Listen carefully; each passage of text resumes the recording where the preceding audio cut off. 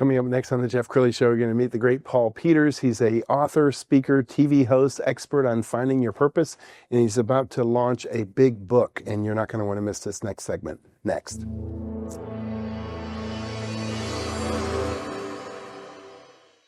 Many are predicting that the worst is yet to come, which is unfortunate, said one person here. Until now, they've enjoyed the reputation of being the nation's icebox. Watched a burglar in his home this morning by webcam. As a journalist of over 25 years, stories are what make my world turn. Reporting live from the Dallas newsroom tonight, Jeff Crilley, Fox 4 News. But in 2008, I took the jump from my familiar life and started a PR firm from my home. We're talking about anyone with a camcorder like the one I'm using becomes a television network. We started slowly growing the company, and we now have over 100 clients, and we've branched into the world of live digital broadcasting. I now own 8 different TV studios and have a huge team, and the stories that I now get to share are sometimes the most important of my life. Life has a funny way of coming around full circle. This is the Jeff Crilley Show. Well, there's an old saying, the midlife crisis. Well, these days, young people are having a quarter life crisis. They're waking up in their 20s and they're wondering, what is this all about? So I can't think of a better person to invite into the studio than the great Paul Peters. He's an author, speaker, TV host, expert on finding your purpose. Paul Peters, thanks for coming on the show. Hey, Jeff, it's truly an honor to be back on your show again. Thank you. Okay, but before we get into your journey, I want to, this is Veterans Day. On the day we're taping this is Veterans Day, and you proudly served our country. Yes. So tell us more about that journey and what your service meant to you. Sure. I was 8 years in the Army as a NBC nuclear biological chemical officer, first lieutenant, and I was very proud to be on the 42nd Infantry Division up in New York. So. And how did that shape you? Well, it's interesting. I did not have a father growing up in regards to raising me. I spent some time in jail due to attempted murder of my mom.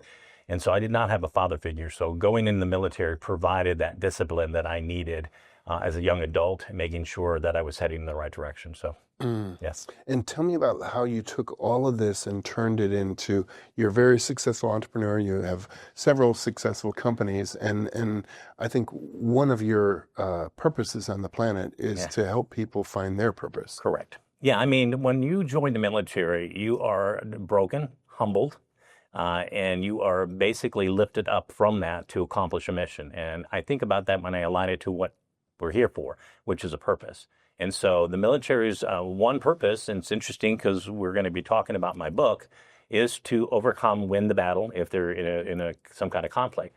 And so for me, as a chemical officer, thank God I rarely got used, but in case of a situation, because we have seen that in the past with Hiroshima and Nagasaki, that nuclear warfare was part of that. So I was brought in basically to advise the generals on those situations when we were in skirmishes, if that ever did occur. So, wow. Yeah.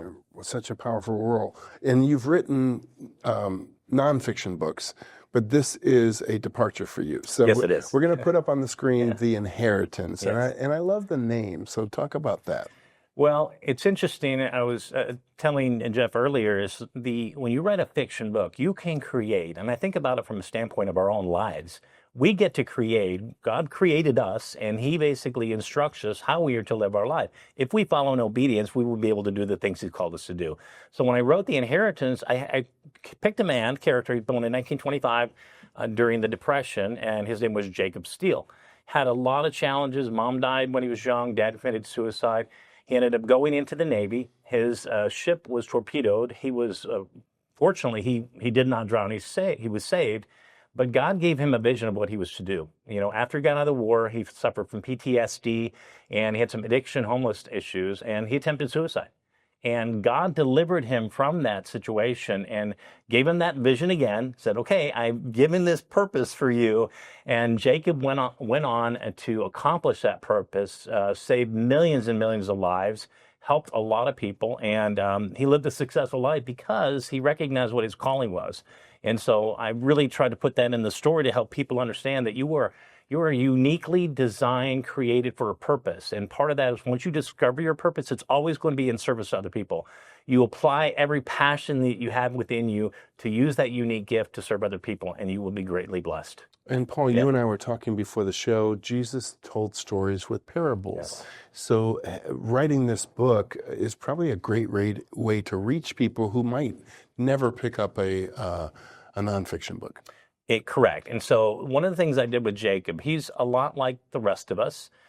He discovered his purpose, not only miraculously with what God gave him, but through the trials and tribulations. We begin to recognize through our choices why we are doing the certain things that we're doing. And when we look at that, we learn from them and grow, then we become better at what we're called to do. And that's what Jacob did. And when he recognized that he would use that gift to serve other people, which is what he did. He was greatly blessed financially, ended up becoming a billionaire.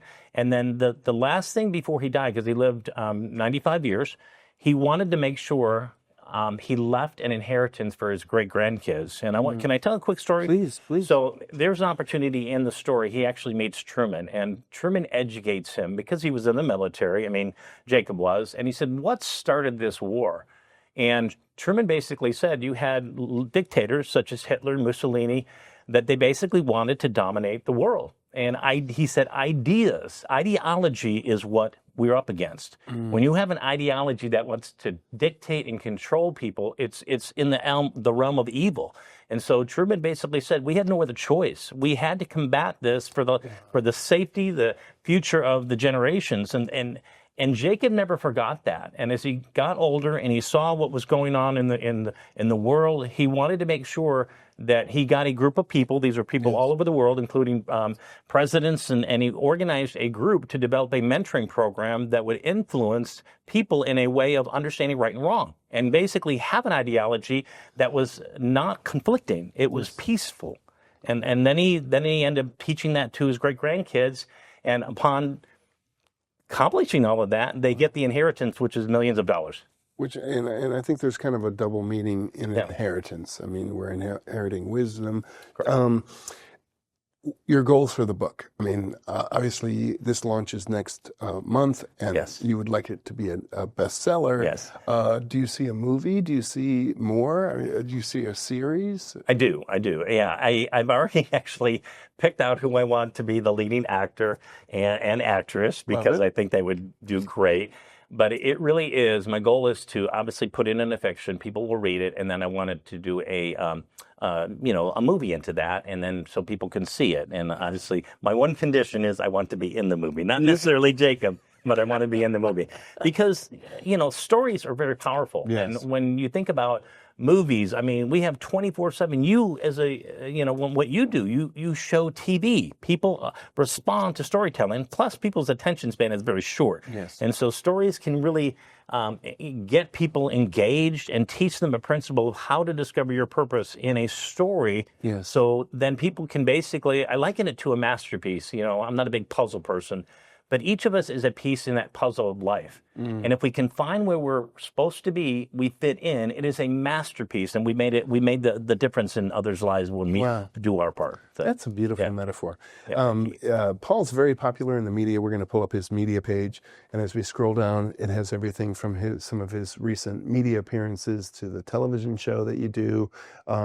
Talk about your purpose on the planet in terms of educating, because I know the reason you do the show has nothing to do with your ego. It's really about imparting information. Correct.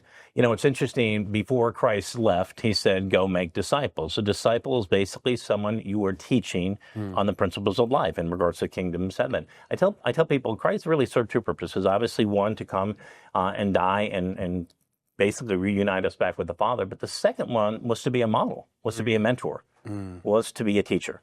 And my role and desire is to be able to instruct people on how to find their purpose and be able to apply that in their life so that they're blessed. Because one of the things that Christ promised is, if you are obedient, if you do these things, then you will bear fruit. And that fruit are the things that we all desire, are joy, peace, love.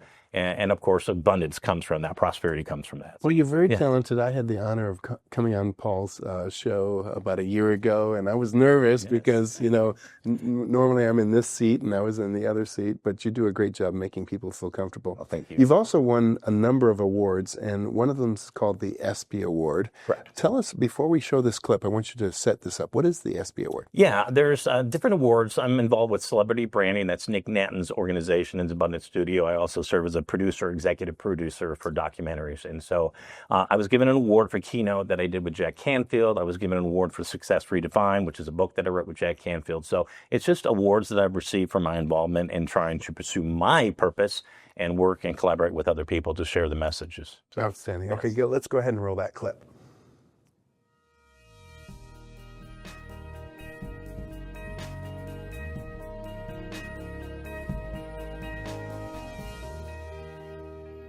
And the recipient of the Media and Communication EXPY Award for Based on the Bestseller, Paul Peters.